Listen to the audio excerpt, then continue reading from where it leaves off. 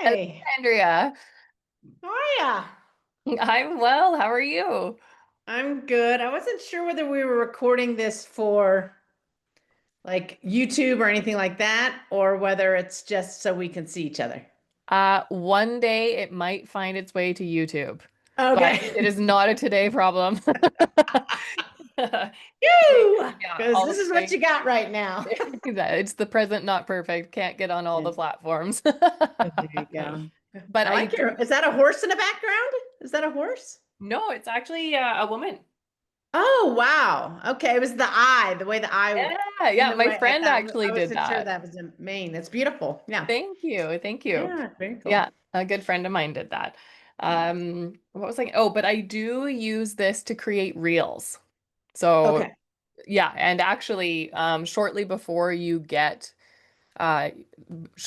your episode airs, I'll send you an email with a link, and there'll be a bunch of pre-made reels in there for you to use should you want to. Oh, really nice. Thank Yeah, you. yeah. So, Great. so they will see a little bit of the light of day. Okay. Okay. Oh Great. man, how is your day going? It's going well. Yeah. Yeah. Nothing amazing to report. I have two other interviews coming up, so I just kind of feel like I'm in this interview mode a little bit, but yeah, it's Oh, good. in the zone. Maybe. I got to get myself there. Yeah. Oh yeah, it'll be good. It'll be good. I just read your intake form actually, and obviously I didn't send you pre-made questions. I didn't come up with any. I love just organic going with the flow. It'll be good. It'll be good. Great. Yeah, yeah. And I'm a firm believer that what needs to be said will be said, and who needs to hear it will hear it. And so far, it hasn't taken me anywhere wrong. Great. Well, it sounds good. I'll just think of this as a conversation, Yeah, yeah, two friends talking about an important topic. So, definitely, definitely. And then speaking about that is just a reminder that our guests are like 11 to 24 years old. So it is a younger demographic. So I know sometimes, we can kind of get lost in a little bit of jargon that they may not understand. So let's just try and keep it in a almost like a grade 6 reading level or below so that everybody can understand it. sure. Yeah, awesome, awesome. And before we start too, I know that you went to the Olympics, but I cannot remember. Is it for track and field? Was it for track? No, it was field hockey. Field ho Field hockey. My daughter plays field hockey. Ah, good. Yeah, I She was a loves it. goalie. So No kind of, way. yeah, kind of like the ice hockey goalies. Yeah. Yeah. We joked that we were the track and field hockey team because we were on the track so much. Yes. Yes, yes. Oh my Mhm. gosh. Yeah. Okay. So I think that how I'm going to start this is going to be kind of focusing on you as that Olympic athlete and talking about your athlete journey. Okay. And then we'll just kind of see where it goes. I'm there. Okay. Sounds good. We Great. don't do a crazy introduction because I'll actually create one and I'll put it on beforehand. So we're just gonna start talking. That sounds good. Let's do It's it. okay. Let's do it. Okay. Andrea, so glad that you're here with me today. We have a lot to talk about because we have so many things in common. But even that, you were an Olympic athlete. I that we do not have that in common. Okay. A few I decades wish. back, but yes, yes, it's a great experience. That's amazing. Okay, so what sport did you go to the Olympics for? Let's start there. Sure. It ended up being field hockey. I had set the goal at age 6 to be an Olympian, and that was from Nadia Comaneci, wowing the world with her never ever seen tens, right? The first Yeah. time the world saw perfect, they said. Yes. So I think she inspired a whole generation of Mhm. Olympians. I was in gymnastics at the time, playing tennis and soccer, but then I went to a boarding school that didn't have soccer for girls. So the wise coach knew that I could use my feet, and since soccer goal or excuse me, field hockey goalies also use their feet, she thought, why don't we need a goalie? So why don't you try it out? So I was a little Okay. mixed about it, but then she said you could start as a varsity as a freshman. Sign So me up. yeah, she tapped into my competitive nature, and uh, it's all history from there, right? Yeah, that is, you know what? I love that you started with just this goal of the Olympics in general. And I have actually had one other guest on this podcast who said something similar. His name is Seth Pepper, Mm. and he is a swimmer. And he just remembers the same thing, watching on TV the Olympics and just feeling just so called and moved by it, not really understanding why, but just wanting that to be the goal. Mhm. And then got in the pool super late as a swimmer and Oh, ended up just like wow. blasting out of the water. So, Oh, so amazing. yeah, Very yeah, good. really cool. So it's good to have those goals, you guys who are listening, that are just like, that is where I want to go. Okay, now look down where my feet are. How am I going to get there? That's right. Yeah. Yeah. And for those young listeners, it took me 21 years, and Hmm. I was cut from the team not once, twice, three times. Most of my teammates moved on after that. Four, five, six, seven, eight. So eight times I was cut from the team. So when you pursue wildly important goals, really challenging, high and hard goals, you're not necessarily going to make it the first time or the second time or the third time. So that resilience, these mental skills that I'm sure Mariel and I will get into today, will be about knowing that that adversity will strike, and you'll Hmm. be more prepared than you would be have you never sort of addressed the mental game. That you're bringing up so many different important pieces. And the first one I want to talk about is the fact that you said that it took you a long time to get to that goal. And that Mhm. is also something that has been said on this podcast with our Serbian pro boxer. She said Mm, it took her, yeah, 22 years to mhm. finally meet, like, be where she dreamt of being. And same thing as you, right? As all of us, the adversities and all that. She said it's, and I agree with her, it's one of the hardest things to teach you young people, and all of us when we were your age too, is that this isn't a sprint. This is a long haul patience.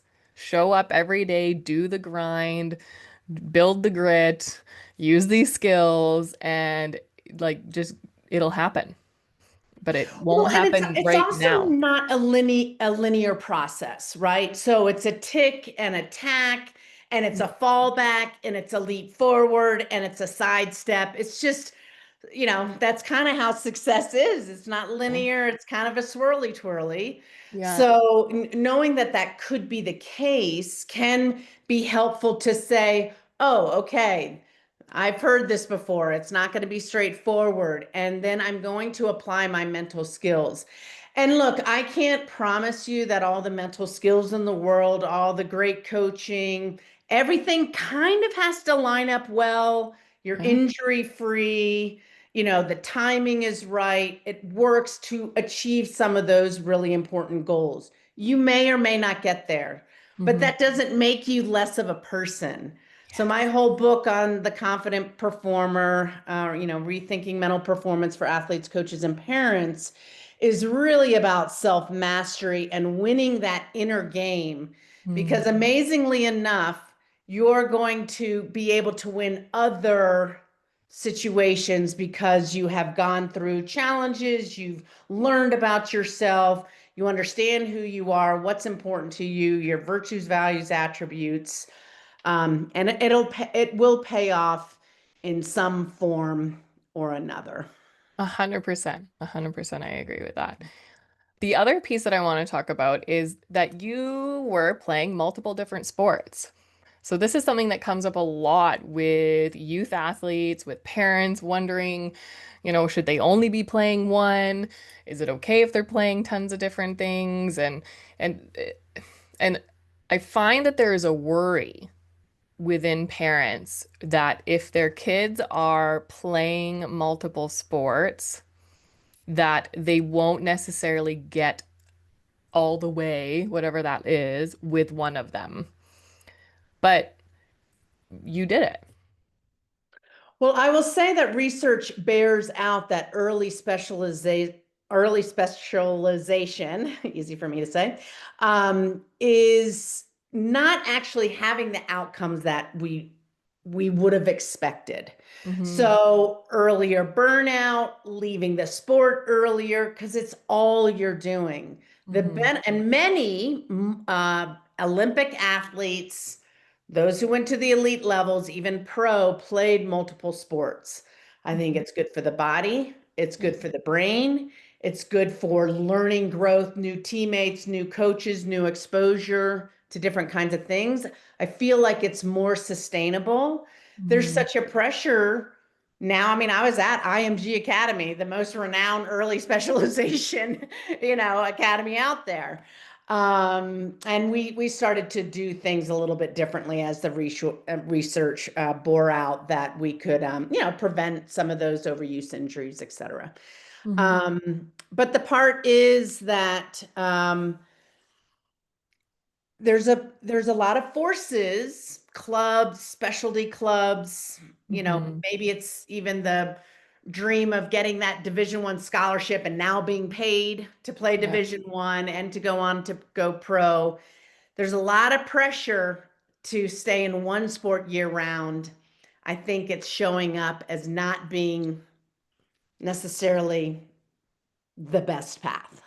Yes, yeah. And so for you listeners out there, is it amazing that you're so excited about playing your one sport and you're just like you want to show up all the time and do 100%? Yes, focus on one sport. However, don't forget that you are actually building strength by going and trying out for the volleyball team when you're a swimmer. Or, all they're going to give you different experiences and build your character both in sport and out of sport. And as you get older and do develop, okay, you know what? I am standing out in this one sport. I do want to go after this. Even then, it's still good to diversify. Yeah. Yeah, I think the 12 months of year is really tough for any athlete, even at the pro level. They need to build in their rest, recovery, their breaks away from the sport to rebuild their passion for it. When you Mhm. lose the love and passion for it, it's really hard to play well when you're miserable. It just Yes. is, right? It's hard to do Yes. anything when you're miserable. Yeah. So I think the research suggests that it's really around maybe as early as 12. I would say closer to 14 when you may start specializing. I played 4 sports in high school and Hmm. glad that I did.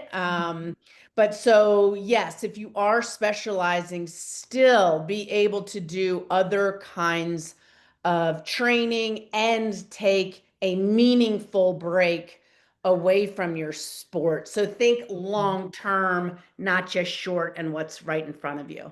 And Yeah.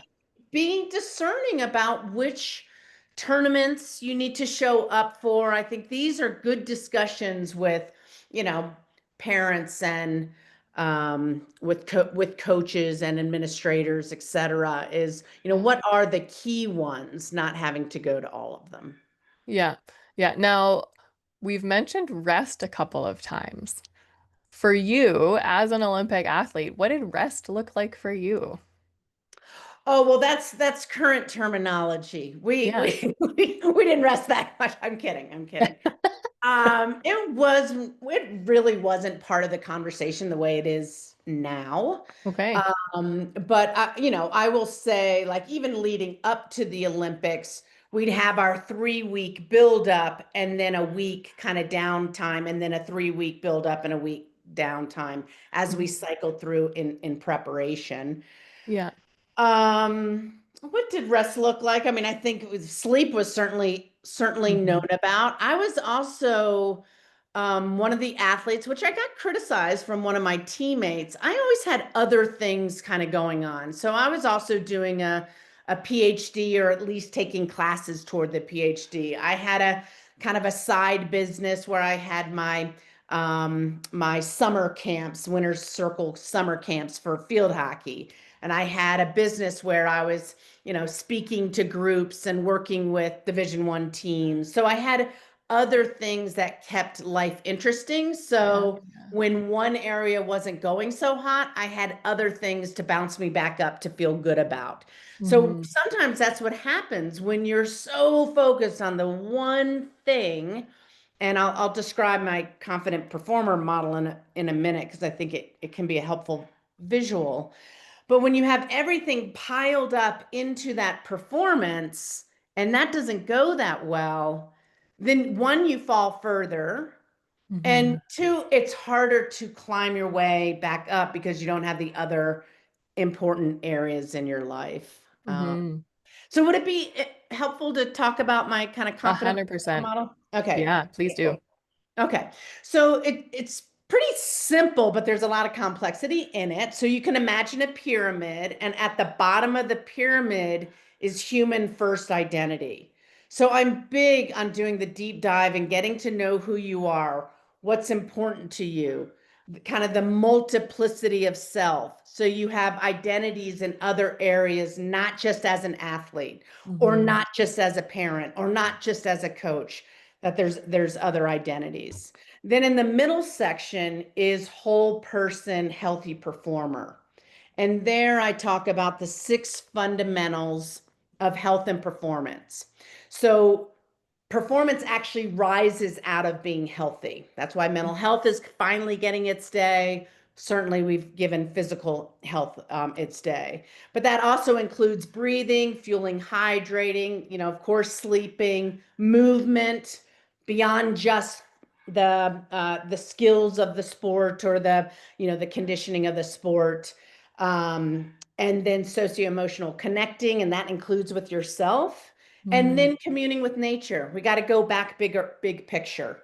And that kind of ties back into human first identity. And then the top of the triangle is the confident performer, which are four mental skills that all world class athletes know about and utilize. And then I have a plus one, which is gratitude.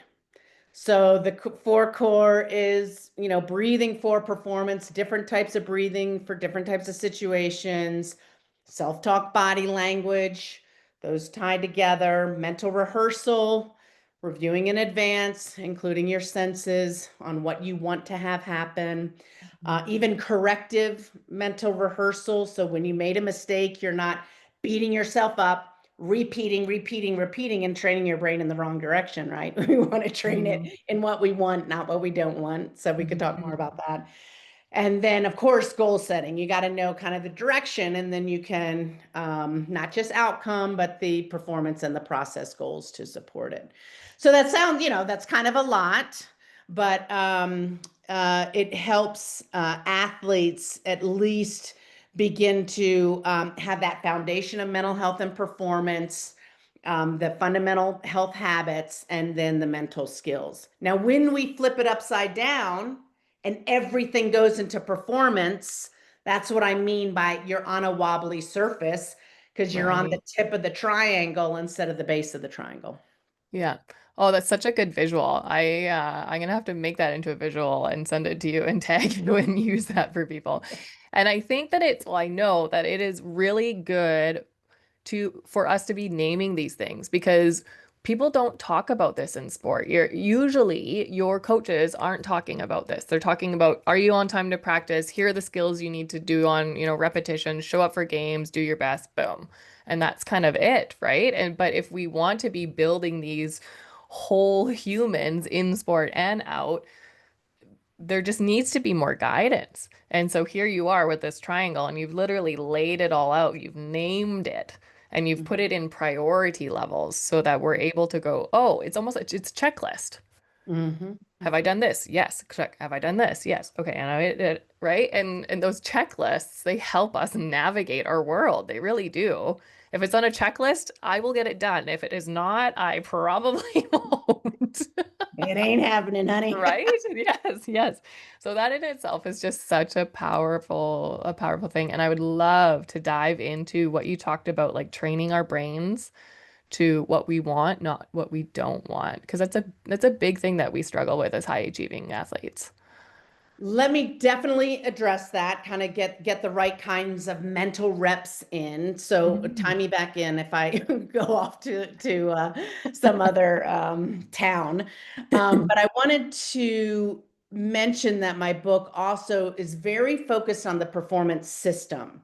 So it's about playing the ultimate game, which is self-mastery. And so Hmm. I'm saying, coaches, let's get you on a mental performance plan. Parents, let's get on a mental performance plan. Athletes, get on a mental performance plan. Team around the team, let's get on the mental performance plan. Because when the system is less full of friction, right? Conflict, friction, when it's more seamless, frictionless, then we have more of a chance to win. But if we're putting everything on the backs, this is part of the pressure that athletes feel, everything on the backs of the athletes to perform, and the other parts of the system are kind of getting in the way or kind of putting sand in the gears, or we're kind of wasting unnecessary energy Yeah. on stuff that should not is not helping the system. I'm all for adversity, Yeah. but healthy adversity, not toxic dysfunction. Yeah. So, I think it's important that people understand that the whole performance system needs to, be right with themselves. So when they plug themselves into the system, they help the whole Yeah. system. And then I Yeah.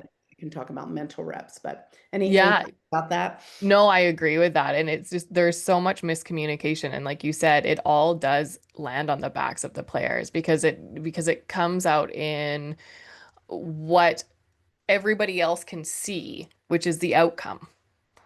And it's like, well, it's actually not about the outcome. It's about all, like you said, all of those working pieces that are going on in the environment, in the opportunities that are being provided, in the processes, and like all of that stuff. And yeah, I agree. Systems are 100%.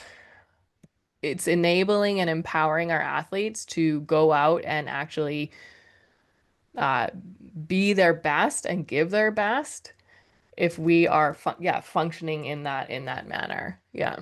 Yeah. So, I mean, it's clarity about roles and responsibilities. So, parents in the performance system, I'm not going to tell you how to parent. I haven't been a parent. I've been an athlete, coach, and team around the team member, but I haven't been a parent.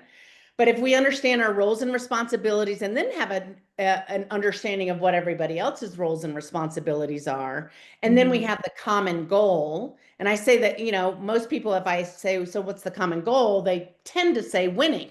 Right. Well, no, winning's going to rise out of the common goal of having a positive sporting experience. There's Yes. not a single athlete, coach, parent, or team around the team member who has signed up to have a lousy experience, Yeah. even if they're part of a winning program. But the winning will come when it's a both and, not an either Yeah. or. So Yeah. I'll step off my soapbox, but that's that's the big message that I'm hoping people get from the book. Uh, Yeah, yeah. And we're gonna have links to that book in the description. So for everybody who keeps hearing about this, definitely click on that and get the book. It's amazing. well, thank you. Yeah. Well, let's talk about mental reps. Can we do that? Yes. Yeah, Yes. I think this is a really important one because high achievement oriented people tend to be pretty darn hard on themselves. They Mhm. probably have a strong inner critic because they want to do well, they want to perform. But then they make assumptions that when I play really well, that's what I'm supposed to do. So I barely register that as good for me, way to go.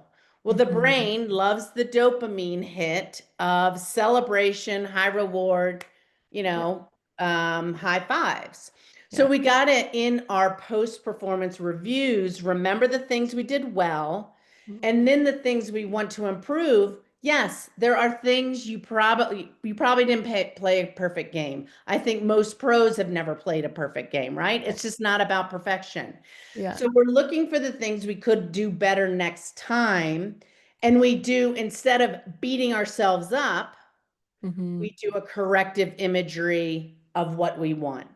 Your Hmm. coach would never go out and say, go repeat that mistake that you made, go practice it physically. Yeah. But we're doing that to ourselves mentally.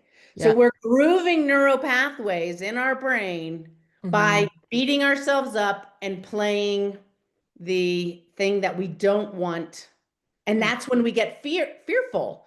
We Yeah. have fear, self-doubt, like what if I do that again? That brings the tension and the more likelihood to repeat it.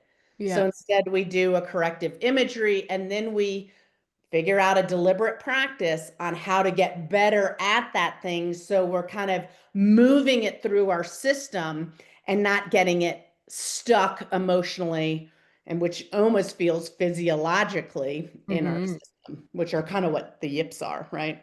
Yeah. Yeah. Yeah. So because a lot of what we're talking, it's visualization. Mhm. We've done it, and now we're needing to visually in our minds use our imaginations and fix it in our head.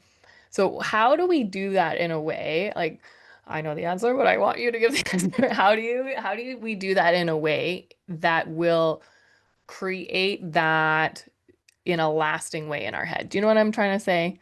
Mhm. Like rather than just kind of thinking about it, how do we bring that imagination and actually have it be ingrained in there?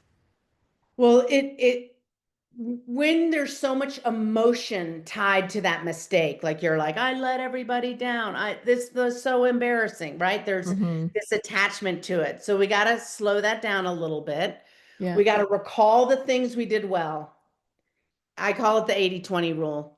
80% of what you're writing down is all the things that you did well. Now that gives you the strength and the courage to look at the mistake, even if it felt like that was a game, losing mistake, right? Yeah. Probably wasn't. There's probably other things going on, but we got to kind of detach a bit Yeah. or not be attached to some of the emotion. So that's part of it.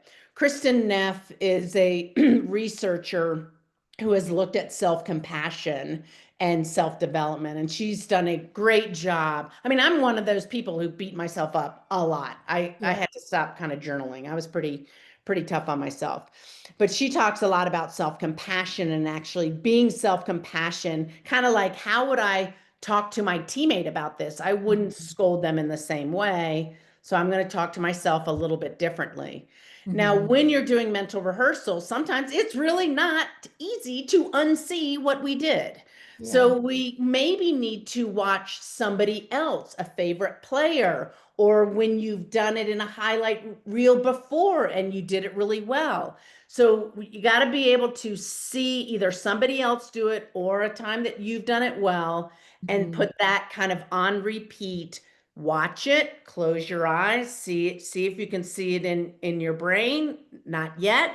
Watch it again, implant myself into that video, so it's Hmm. that kind of rehearsal, and we can calm down the physiology so the good stuff can actually get in. And then I do think it's a physical practice. Let's go physically practice next time we get out on the field or the court or wherever we train Yeah. and practice the improvement. Yeah. The compassion piece is so huge, and it's something that people they just don't even think about. It's not in their peripheral. And then another piece that I would love to add to that too is forgiveness. Love it. Because if a teammate misses their serve in volleyball, you give them a hand slap and you're like, okay, you can get it next time. And you've forgiven them in that moment. Yeah. Okay, but if you miss the serve, are you going to think about forgiving yourself for missing the serve? Probably not. We're going to start that doom loop and, you suck, or whatever is going on in our heads, right? And so being able to have that compassionate mindset, would you talk to a teammate like that? No. Okay, don't talk to yourself like that. Would you forgive a teammate for doing that? Yeah. Then forgive yourself for doing that. And Really then nice. that is able to like help move. I know that that was something that helped me too, is starting to learn how to have compassion for myself, definitely, because I sounds very similar to you, really hard on myself. Mhm. And then all of a sudden, yeah, somebody was like, "Would you talk to your friend like that?" And I was like, "No, never." Okay. It's like, "Oh." Yes, that's right. Or was that like sobering? Oh. And also, you celebrate your friend when she does a great serve. Yes. And are you celebrating yourself internally? Like you don't have to be in all look at me and look at what I did, Yeah. but internally, if you can sort of say, yes, that's it. That's what I Yeah. want. Your brain goes, oh, you want more of that. So I'm Hmm. reinforcing more of what I want. And I Hmm. think I got to include coaches in this. Yeah. I've worked with coaches that would go and rewind the mistake and look at the mistake again. This is what the mistake was. Wait, coach, we're training the brain in the wrong direction. Yeah. We need to look at our mistakes, but Yeah. show them at once and then show them what you want. And then Yes. show them what you want, and then show them what you want. Yeah. So I kind of joke with coaches, don't use don't, because the brain Yes. register don't. That's one of the lessons we teach here at Forge. It's one of the Nice. biggest lessons, and it's so interesting because watching it click with the youth is so huge. And so literally I do this exercise with them to put it into like a concept that youth can understand. And it's the whole, okay, don't think about a pink elephant riding a unicycle playing a trumpet. No, don't think about the pink elephant, right? And they're like, okay, okay. I'm like, are you thinking about the pink? Yes. What? But I said don't. Yes, exactly. And that it's Yeah. really helpful to walk them through that exercise. Really Yeah. good. And then they're from that point on, they have to keep track of like the don't becomes the alarm. I'm always like, when you hear don't in your head, that's your wah, wah, wah. Reframe. What do you want? What do Yeah. you want? And then they send me texts of, okay, I was doing this and I said this and it's so cool to see. I love that. And it's also eye-opening for all of us doing that exercise to realize how often we say don't and lean into the things that we don't want. Hmm. Yeah.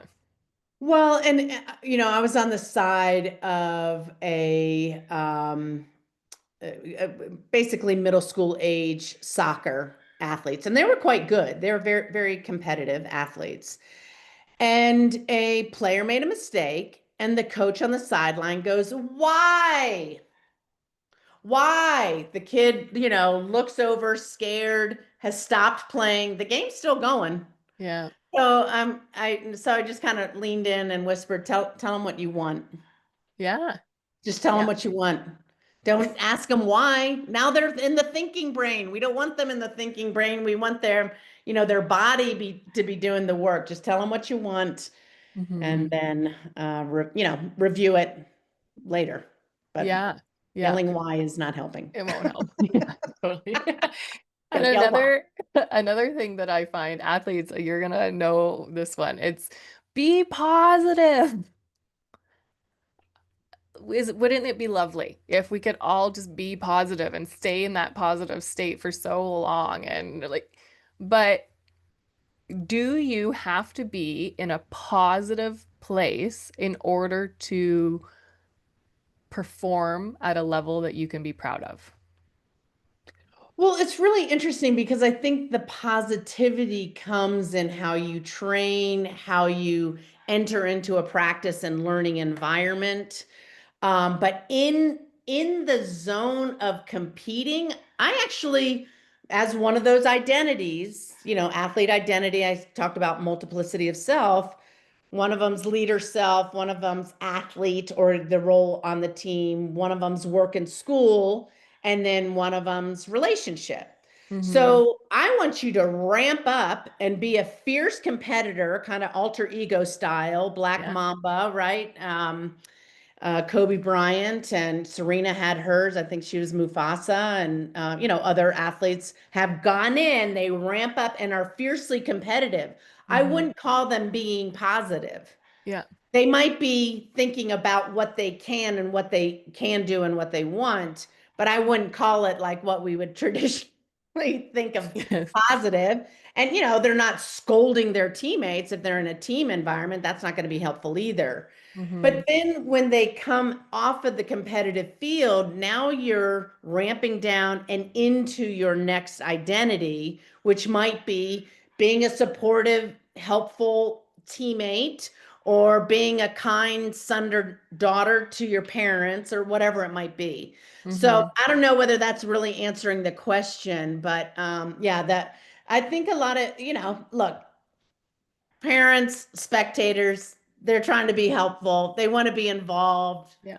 you know, but I don't think a lot is really getting into the athlete's brain as they're competing. I mean, Yeah. they should be locked in that they're. I didn't really hear what other people were saying because I was pretty locked in and focused Yeah. And on it's the thing. interesting. Like I've had multiple kids speak to me about the fact that when they hear parents or coaches be positive, just be positive when they're in that little bit of a maybe they made a mistake and they're struggling bouncing back, whatever that is, that the fact that they're being told to be positive and they just can't get there is Right. adding more pressure and it's making them feel worse and it's keeping them Yes. in that place worse because now they feel like crap about what they just did and now they feel even crappier because they, right? And so it's just an interesting piece. So here we like to teach the concept of being neutral. Mm-hmm. Like, at a traffic light, we don't go from red to green or it's there's a yellow, there's a neutral there. We have to get to a what is going on right now, Mm-hmm. present.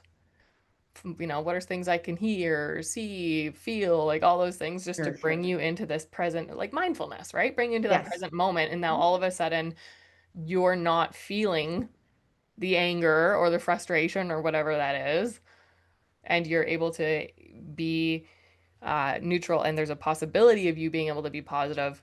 But when you're in that neutral state, and I mean, you can speak to this better than I can because you're the doctor here, not You're me. doing a great job.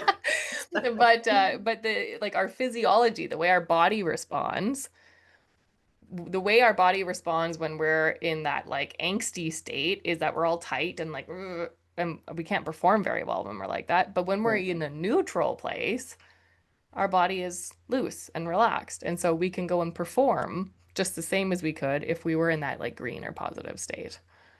What do you think? Well, I love bringing yourself to neutral. I think that that's really smart. It's being non-attached to Hmm. that mistake. Yeah. A couple things that I would encourage athlete is one, have a mistake management plan because it's not a matter of if you're going to make a mistake, it's a matter of when. So you have practiced that in practice. So that's where coaches can come in for the Mm, next 20 minutes. All you're going to make mistakes. We're going to make things hard. We're going to throw in bad calls. We're going to have things go against you. We're going to stop the play and give it to the other person. Like we're going to make it really adverse. yeah. And all we care about is how you react to that. That's what we're measuring this next drill on. So Mm, 20, I don't know, 10 minutes, 15 minutes, 20 minutes. yeah. When you make a mistake, that's what we want to start training up. So is it going to be a breath? Is it going to be a what's next? What am I going to tell myself? Is it going to be doing something physiological where you shake it off? Yeah. Is it going to be a teammate maybe saying something to you? So yeah, so we're going to plan for these mistakes because they're going to happen. So we got to be able to put in our reaction to the mistake. Yeah. But I love the Yeah. neutral. That's very good. Yeah. And I love that like mistake management plan. That is brilliant. That's Mhm. brilliant. And it's something that once again just goes like unthought about. And I Mhm. like this has come up in every podcast and in this conversation multiple times is the fact that, like you said, mistakes are going to happen, quote unquote failures, whatever, it is going to happen. And so it's not about trying to strive for those not to happen.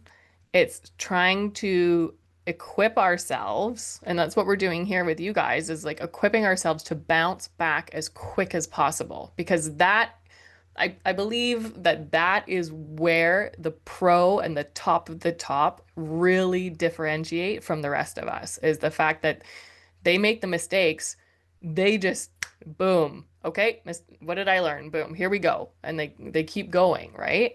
How, like, is that something that you find in your travels of it as an athlete and also as working with them? Well, one of the things that Wayne Gretzky was certainly known for is how rapidly he cycled through his decisions. He could get there very, very quickly. Mm. So one of the skills that I teach our athletes is flip the switch. So flipping the switch is fast, the light comes on, right? But we Hmm. have to practice it enough so the light does come on quickly. It's Yeah. not 20 minutes later. Well, we've just lost you for 20 minutes while you were thinking about that mistake. So Yeah. we want to, maybe it's then 18 minutes, then 12 minutes, and then 6 minutes, and then, but it does take repetition. So Hmm. basically it's body language, chest up, chin level. So you're sending signals to your brain that everything's okay. You Yeah. take a deep breath in and a long exhale out. That's relaxation. If you have that moment within the game to be able to do that. And Hmm. then it's your mantra. What do you say to yourself? Is it win, W-I-N, what's important now? Or what's next? Or turn the page, right? Hmm. Or shake it off.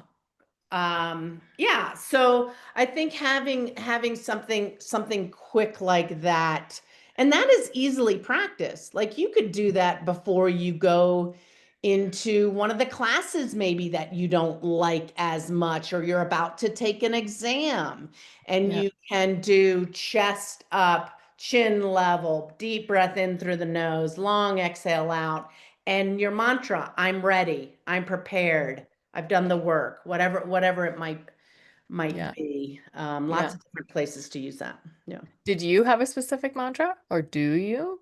Well, what I did prior to every practice and every game is I had a stack of index cards. So this will tell you a little bit about technology when I was playing. All right. So, and then I drew like I had lightning quick and I had a lightning bolt. I had communication. I had leadership. I had trust, confidence, believe, those things. So when I looked at those power words, I called them power words. So I didn't do a whole sitting down for 15, 20 minutes and visualizing. I Hmm. would do the words and then close my eyes, feel it throughout my body. So it wasn't just from the head up. It was all my cells are lighting up and aligning with I'm lightning quick, I'm reaching the corners of the cage, I'm communicating confidently and clearly simply, concise to my defense. And so then I'd see it in my mind's eye what it looks like when I'm the best version of that lightning quick or the confident or whatever. And so Hmm. that's how I use mental rehearsal. So I had probably about 20 cards that I would go through. Hmm. And then the other thing that I had our team do, our US team, gave out, I guess there's 16 of us or 18 of us, and we all got 18 cards, and then we wrote really nice things about each other. So then I'm like, remember, your teammates believe in you. So I would go through those as well, Mm. um, to just kind of reinforce that we're together in this. I've got my role. They've got my back. I've got their back. And so it was a nice, that was my pre-performance routine. That is phenomenal. That the team writing the car, I love that idea. And just the cue card, it makes it quick and easy and fast and not easy, but quick. Mhm, mhm, Nothing is easy. And that is another thing I wanted. You are so intentional. Like mm. you're being so intentional and you're going above and beyond. And that is something that like all of you listening, that's what separates good, like great from good, is the fact that, if you want to be extraordinary, you have to do the extra things. That, your whole team might just be like in the locker room getting ready and laughing and joking around. And, there's nothing wrong with that. However, like, what about also taking a moment and doing something that the rest of them aren't doing, which is something like this, like these flashcards or putting that mantra in your earbuds and just taking a moment to do some breath work before you get out on the ice or they're the what is going to set you apart are the things that you're doing that barely anybody else is doing. I love that you're bringing this up. I think this is really important. So a couple concepts here. One is if you do it just one time and it doesn't work, or you do it one time and it worked, and then you do it another time and it didn't work, and then you throw the whole thing out. So it's called moving from theory, thinking about, oh, I should practice mental skills. Okay, that's theory, or reading a book about it, but never implementing it, and then practicing it once in a while when I remember I practice it. And it's actually kind of helps. I was kind of had a better attitude, and I actually had a pretty good practice. To mastery is the consistency over time that is exponentially going to help you. Mm-hmm. So that's one part of it, is we want to get moving into practice, implementing, learning about yourself as you're using it so you can refine it and customize it to you, and then mastering so it becomes automatic. So when I went into the Olympic Games, having never played in the Olympic Games, 25,000 fans, I'm going in against the most dominant team in the world. I had done my mental routine so many times, never played in front of 25,000 people, but I got myself into my inner state. So when I went into the game, I wasn't thinking about, oh my God, it's the, defending world champions, they're the best team in the world. It's in my hometown of Atlanta, Georgia. It's no, locked in. I've done this thousands of times. You Mm-hmm. know, I can do it again. So that's part of it. It's the mastery so it becomes automatic. And you said something else about differentiating yourself. I think a lot of times we worry so much what everybody else thinks Yeah. that when we don't want to be embarrassed or be made fun of, they go, oh, there's Andrea. She's going to go do her mental routine, right? Like just Mm-hmm. find a private place, close your eyes, lock in, do your thing. And if someone makes fun of you, it ain't about you. Yeah. Just lock into what's important. I trained in environments where I shouldn't have even, like when I did some traveling, I didn't have the proper gym or the proper field or the proper whatever, but my goals were bigger than what other people thought of me. Mm-hmm. So Oh, having your so goals good. be bigger than what other people think of you, Mm-hmm. maybe you can line up with that. Yeah, that is so powerful. And like, we get it. We've been teenagers too and have cared a lot about what other people think of you. Me too. And but here's the thing is that you might not be able to control the first thought that pops into your head, which is, oh my God, they think I'm a nerd or whatever it is. You might not be able Hmm. to control that thought. But the second thought you can control. And that's where you go, yeah, but my goals are bigger. Hmm. And then you go through it. And even it might be nerve-wracking at first to do things that are different than your rest of your team or your peers and all that kind of stuff. But Mel Robbins has a really good tool for this, and it's the 5, 4, 3, 2, 1. Like you just need 5 seconds of courage. Count yourself down and just do it. I love it. And the more that you just have courage, that courage is like feeling afraid and doing it anyways. And That's the right. more moments that you have courage and you choose courage, that's also where we build confidence. All of a sudden, you just are continually showing up for yourself and doing the hard thing anyways, and doing the hard anyways. And you become this confident person in sport and out of sport. And that is unstoppable. Really, really nice. You're making me think of a lot of times people think they have to have the feeling of confidence first, and Mm, it's actually the action that brings out the confidence that gets reinforced. yeah. So acting, and that's some of the acting as if that can be helpful. I have a simple formula that I've used with athletes that they have found helpful. It's basically confidence equals belief, believing I can do it. I've done it before. I can do it again.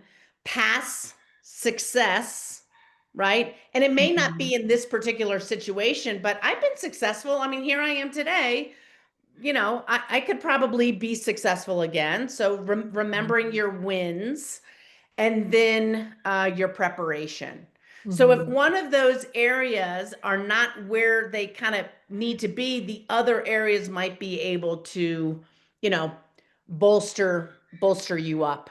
Mhm. But the more, it's anticipation where there's time where we're like if we're up on a high dive and we're thinking about it and we're not sure we're going to jump, and the longer we wait, the longer we wait, the worse it gets, right? Yes, So, yes. it's the anticipation that starts leading to all the doubt and anxiety. So if Yeah. we can kind of get into flow and, kind of act Yeah. first. Yeah. I like that. And it just reminds me too, like I I do public speaking. You've spoken about you doing public speaking too. Mhm.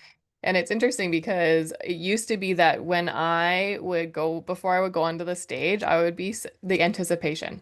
It would be Mhm. just like crippling almost.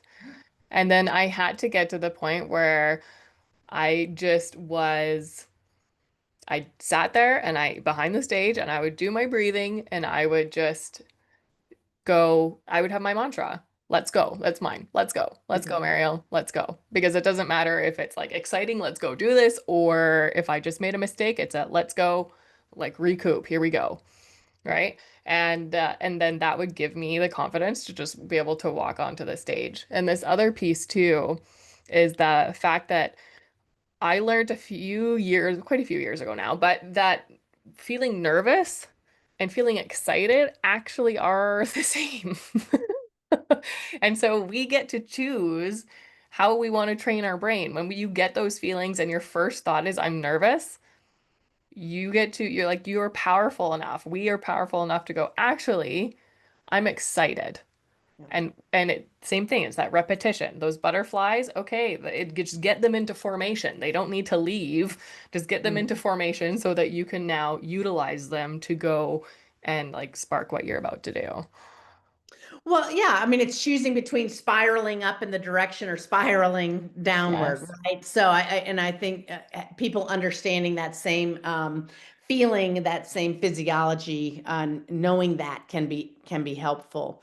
You Hmm. also made me think because we were talking about confidence, and that was a simple formula that I use. But people should know that the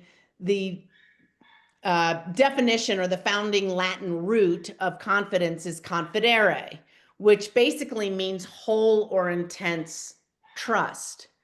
And so, me, trust is real. I mean, that's the magic sauce, right? Like, Yes. that's going to be when you trust yourself, when you trust your teammates, you trust the game plan, you trust the coaches, you trust that the performance system is all, kind of running all aligned. We've tried to take out all as much friction as we can, the unnecessary stuff. We've Hmm. still trained under adverse situations in order to learn how to bounce back, to get through hard things, Hmm. because that actually helps formulate that cohesion and trust when we've done Hmm. hard things together. Yeah. So, ultimately, the more we kind of trust ourselves that, we're going to be okay, it's going to be fine, whether we win or lose, we're going to be okay. Hmm. Um, that can kind of just relax some of the uptightness. It's the self-doubt, the uncertainty, a little bit of the chaos that leads to tension or tightness that isn't going to help performance. Hmm. And I'm reading this book right now. It's amazing. I think what is it called? 90 Seconds to a Life You Love, maybe by Dr. Joan. I'm not sure. But Okay. she's speaking in the book about how emotions, the actual raw emotion that we feel, only lasts 90 seconds. Love it. And what makes it drag on so long is all of the stories that we are attaching to it.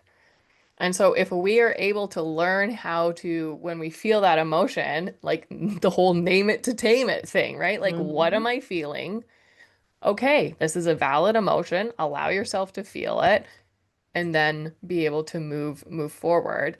Because one of the quotes in this book that is just standing out is her definition of confidence is trusting the fact that there's that trust word that that we are able to be okay with whatever emotion comes from the outcome of what we are pursuing.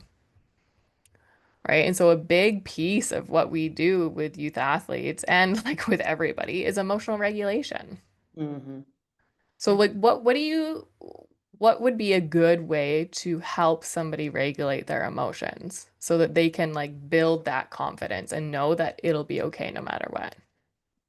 Well, I'm loving this 90 seconds concept because I think people are so afraid that the emotions are never going to go away, that I'm Mm, stuck with them and this is just going to be the way. I'm always going to feel sad or I'm always going to feel angry. And it's just because our tension has really narrowed when we're in those emotionally laden states when it's pretty intense. It feels like yeah. it's not going to go away. So if we know that it's going to go away in 90 seconds, that emotions fluctuate. Now there is some pretty good science about when we have become pretty stressed, ramped up, overwhelmed. It can take about 20 minutes if you haven't had any training, the emotional regulation training, it can last up to 20 minutes and then it starts to shift. But if we've done some of the training on it, that's having you have to have a language for some emotions. What is it that I am feeling? So understanding um, what kind of the range of emotions are. That range that emotions aren't harmful, right? Yeah. Is that Yeah. they're actually data, it's information, and it's an important way that us human animals stay safe too. Hmm. Yeah. But so the name it to, I call it naming it and claiming it. So it's kind of the Nice. There we go. give it space, right? Like name it, give it space to be there. Mhm. Know you can do some breath and relax into it and be mindful. And then again, it's kind of like that flip the switch is we're switching into what is it that we want. Now, sometimes we're not going to be able to switch it in 90 seconds or whatever. And that's okay. Or it might just kind of come in and out throughout out the day. But I think the more we resist it and fight against it, the more it tends to, what we resist persists. So if the more we fight against it, the more it kind of sticks around. So it's a Mhm. beautiful way of self-caring is to be able to name what your emotions are and speaking like that's that compassion coming back in. How would I talk to myself? Like I Mhm. would let the inner critic quiet down and let my self-compassionate part like I would talk to a friend or a teammate. Sometimes journaling can be really helpful just to Mhm. kind of get it out. Totally. Yeah. Yeah. Yeah. Andrea, this hour is like blowing by. Oh wow. I didn't realize, yeah. It's so fun. Yeah, I right? love Yes, this I stuff. love this. We've had such good So fun. conversation. And before we end, I'm just curious, like we've talked about so much, but is there anything that you think that we haven't talked about that we should?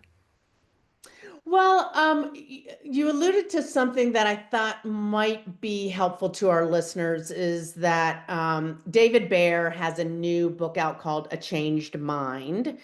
And he has kind of a process about limiting beliefs. Hmm. So sometimes when it it's a good time to look at what am I thinking when I'm in an uncomfortable, kind of yucky state. That's when I want to start tuning in to what am I saying to myself about this person, this situation, this event. So I was just recently working with a Division I athlete, and she had had a conversation with her coach, and she felt very kind of blamed in it. She had been an injured athlete, so she wasn't as involved with all the team stuff, and he's naming all these things that she should have done. And her whole thing was, why didn't you just tell me this earlier? She didn't say that at the time. She didn't say that at the time, but her belief was she's operating on the belief that it's really the coach's fault for not telling me what their expectations are. So, we're talking through it, but I basically wanted her to work through the process of, well, what if the opposite of true is true? What would be the opposite that the coach should have told you what the expectations are? Well, we got to the place that maybe I should have checked out what the expectations are, right? That's the only thing she can control. She can Yeah. control what the coaches do. Yeah. So if that were true, what's the evidence of that opposite belief? Okay, well, next I can take responsibility for not showing up. I can take responsibility for misunderstanding the expectations and not clarifying. I can tell you what I plan to do next is I want to make sure we're on the same page. So I'm going to ask you questions. Now that might seem really hard for an athlete to do. And I think Mhm. her parents were kind of like the coaches should have done these things. Maybe that is the case. But we don't control that. So we can only control and take responsibility for our own pieces. So when you're uncomfortable, check out what you're thinking. Next, step two is what if the opposite were true? Mhm. And writing that down, and then giving evidence toward the opposite being true. And so it tends to put yourself more in that self mastery, that self control, that self accountability, responsibility, all those important things. Because as Mhm. soon as we start playing the blame, shame, complain, dismiss game, where, Mhm. I call it the BSCD, blame, shame, complain, dismiss, right? It's like CDs aren't popular anymore, and we're playing old tunes that aren't exactly helping us. So I don't know. Maybe there's something in there that No, there totally is. And it just went through my brain. I was like, this is so good. And then now it's gone. So one moment, please, everybody. Um, oh, it was about how i- in maybe in different terms, if you're struggling with understanding what Andrea is saying, maybe this is also a good way to put it. When you are blaming, when you are all of those things that Andrea mentioned, do you feel like you have the power in your life? Do you feel like you're in control and you are in power? No. Somebody else's fault. Somebody did this, da da da da da. That's giving them the power. So, do we want to live lives or play our sports or, move through this world giving our power to other people? Does that mean that other people don't do things that piss us off or change our lives sometimes because of choices they've made? Not at all. Of course it does. But when we're able to do what Andrea is saying and take control, how do we flip this? What is within my control? That is you going, it's my power. What do I have the control to do and the power to do? And so even though it sometimes is easier to stick in like victim mode and to stick in, well, it's their fault or they could have done this and they should have done this. Sure. But I don't want to be somebody who's giving my power away. I want to be taking it. And does that mean that I'm accepting responsibility for the role that I played in this, even if it maybe isn't the first thing that pops into my head? Yes, I am going to accept responsibility because I want the power in my life. How do you feel about and that? yeah, I absolutely 100% am with you on all of it. And what this athlete and I discussed is that's not what happened. Hmm. So we can't change what happened, Mhm. right? We can only step forward in the present moment and decide, well, what are we going to do? Mhm. And now I had to help her move from really not appreciating the conversation and being very upset about it Mhm. into letting the coaches know, I appreciate you bringing this up. I'm so glad we're having this conversation. It's really important to me to be a contributing team member. I appreciate my scholarship. I'm so glad I have it. I want to make sure I'm doing the things and not making assumptions. So I'm so glad we're having this conversation. Now, Mhm. look, she had to go through some of that emotional regulation, kind of move through it. She was a little afraid that she might start crying in the conversation. That's when mental rehearsal came in. I said, I'd like you to review this. You have your key talking points. Take your key talking points in. Practice it 6, 7, 8 times in your mind's eye. If you want to role play it with somebody, role play it. So then you go in prepared Yeah. with your talking points. You can only control yourself. And it was sort of interesting because I think the parents weren't sure whether she was, what was going to happen, and this felt like a disaster, and she felt like it was a disaster, and she was just starting to feel good, and all these kinds of things. And so, all the things that we've talked about so far can be also used not just on the field, but in the Mhm. office with your coaches. Yeah, Yeah, yeah, that's so good. And I love that she went to talk to the coaches, exactly. not the parents. Yes. No, ma'am. No, ma'am. It Yeah, is, and this is something that parents across the globe struggle with, is that they want to talk to the coaches for their kids. no. Don't do it. Empower your kid to use their voice. I love how you said role play it. That's what I tell the parents of the athletes I work with. Role play it. You be the coach. Get your kid to practice on you so that they have some of that. Okay, I can do this. I did it with mom and dad at home. Here we go. And it might not turn out, and they might not even get the outcome that they want from talking to the coach. But what they just did is they advocated for themselves. They stood up for themselves. And that is a tool that they were going to need throughout life. And it's giving them confidence to know that they can show up for themselves. And Mariel, we're not asking them to be snarky or, Yeah. like standing up for yourself is just being able to communicate Yes. what your understanding of the Yes. situation. Check it out. Am I on the same page? Yeah. Am I on the right track here? What would you change? These are all conversations that you'll have with future bosses. Yes. So, taking away that opportunity to maybe not be that good at it at first, and Yeah. maybe the coach is not very skillful in their communication. Look, I've had plenty of coaches that weren't skillful in Me communication. too.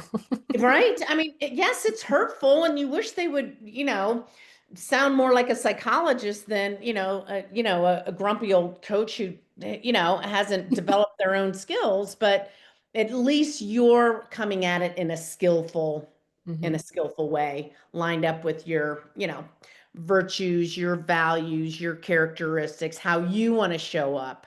Uh, Hmm. and that's the ultimate confidence is no matter what the situation, people, events, circumstances are, you show up as your better to best version of yourself.